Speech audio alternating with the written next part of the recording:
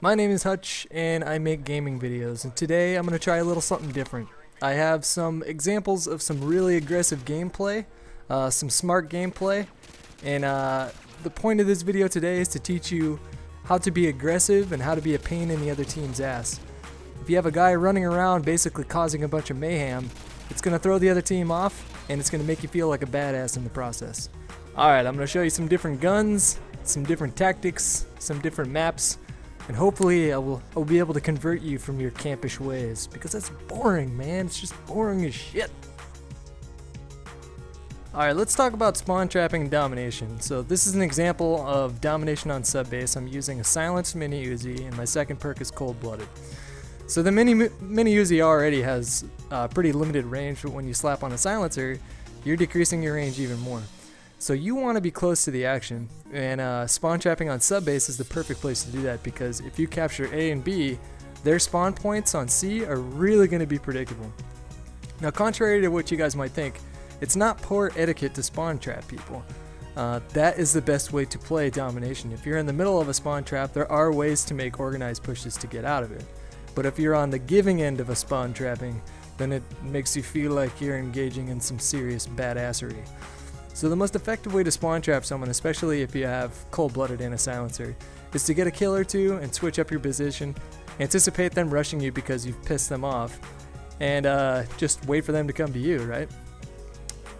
It's not necessarily camping because you're moving around, you're shuffling your position.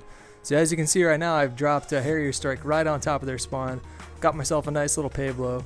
They got C back and they're still gonna be spawning there. So this is going exactly how I want it to go, and this is basically the best way that you want to play an objective game using a perk like Cold-Blooded and a silenced mini Uzi. Get up right in their business and cause as much shit as you possibly can, and then once it gets too hairy, just get the hell out of there. Here's an example on Derail. I was playing Team Deathmatch, and it's kind of a classic oh shit moment. I didn't anticipate them spawning all around me, but they did. So one thing I want to talk about is keeping your cool as you're being rushed right in the middle of their spawn. You see me pull out my secondary weapon and just go to town. Like, basically if you assume that you're fucked, then you're fucked. But if you keep your cool and if you stay focused, then you can pull off some nice streaks like this one here, right? Okay, so now I want to talk about staying focused while you're in the middle of a kill streak. I think one of the biggest mistakes that I made early on when I was sniping, and this is particularly in regards to sniping in this game, I think one of the biggest mistakes that I made early on was I would get on like a 2-kill streak. You know, this is back in the day. I hit like 2 really quick shots and I think to myself, holy shit. And that was enough of a distraction for me to completely forget about what was going on right in front of me. If you miss out on opportunities to string kills over and over and over and over again, you're really limiting yourself. So don't sell yourself short. Like, if you see 4 people way ahead in the distance and you got yourself a sniper rifle, proceed under the assumption that you can take all of them out. If you start thinking to yourself like, oh my god, I'm gonna die, oh my god, I'm gonna die, oh my god, I'm gonna die, then you're probably gonna die. But if you look at a bunch of guys off in the distance and you start salivating and think to yourself, I'm gonna fucking kill every single one of these guys, chances are you might be able to pull it off with enough practice, right? I think most of us, including me, got our start like pushing what you can do with a sniper rifle by watching somebody else do it. Like, I can remember watching YouTube videos and then just trying to emulate them. And now I find myself really comfortable with a sniper rifle, and I actually enjoy engaging multiple enemies at the same time. So I see a lot of videos on YouTube of people posting impressive KDs and objective game types like domination, but I don't see a lot of these people capturing flags and fighting to protect them, because when you do that, when you play an active role in domination, you're risking your KD. It's a lot easier to go into something like a team deathmatch or a free-for-all and camp and sound horror and, you know, do really good and stuff like that. But capturing a point, making like a methodical push, understanding where the other team is spawning and what you're going to have to do in that situation to capture and protect a flag, that's what's going to help you improve in this game. So here you see me taking a really active role. I see that we need to capture the C flag. Otherwise, it's not going to be pretty for us, right? Score on the bottom, we're losing by a little bit, but if we can hold on to 2 points, we'll probably be fine.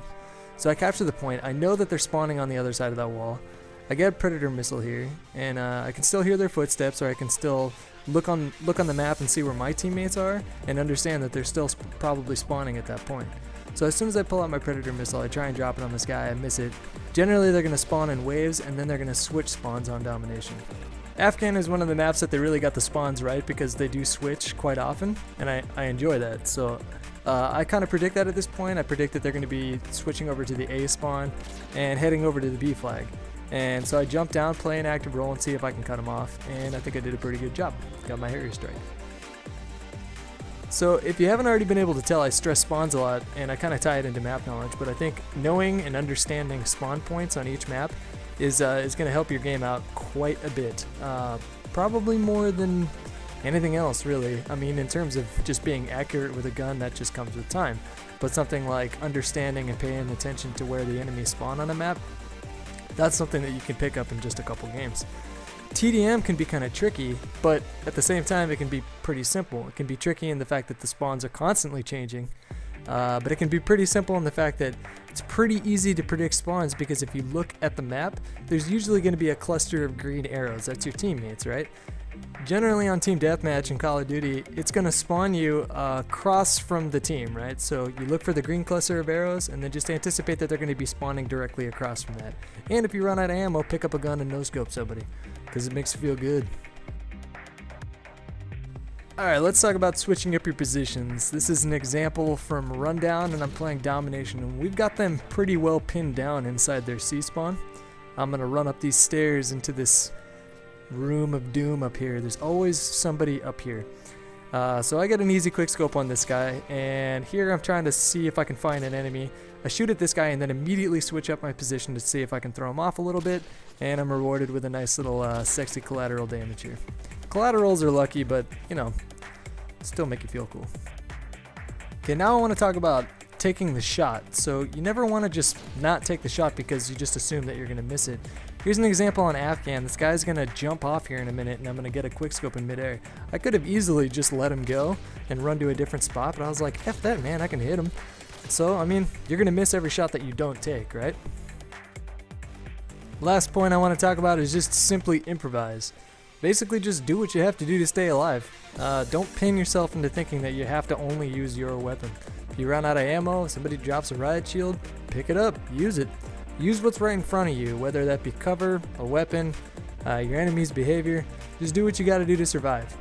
And I kind of want to close this out right now by saying that if you're having some frustration kind of incorporating any of these tactics in your gameplay, don't even trip. Like this week I've been playing nothing but Domination. I've been playing by myself, and I'm having a rough time, man.